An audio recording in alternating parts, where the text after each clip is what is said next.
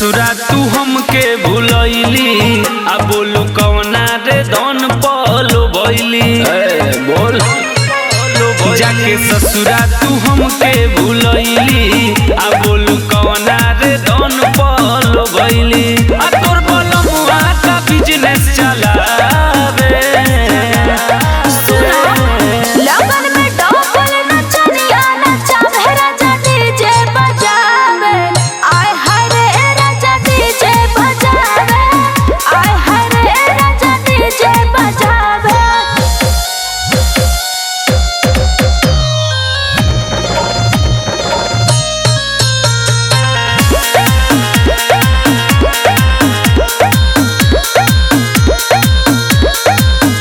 नहीं आवत होई घरे रातौनिए गुजरे कैसे पलंग के लड़ाई बोलू तहरा से करे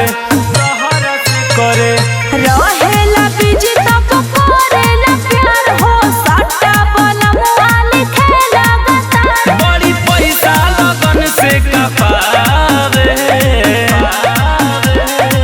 लगन में डबल नचनिया नचावे राजा डीजे बजावे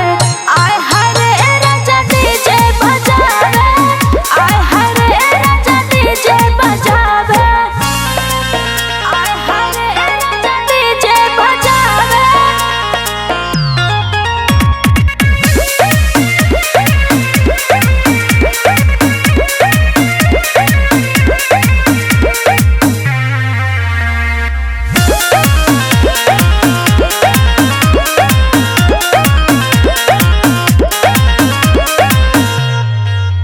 बड़ी मजा बाटे तो केरे सचिनवा के होके तू तो कइली सनो जावा के साथ बड़ी धोखे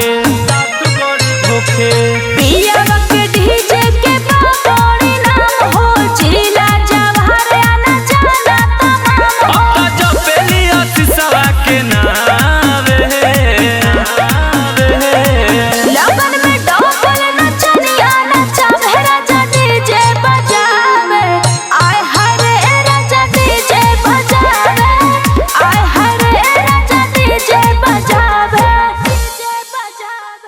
आ तोर बलमुआ का बिजनेस चला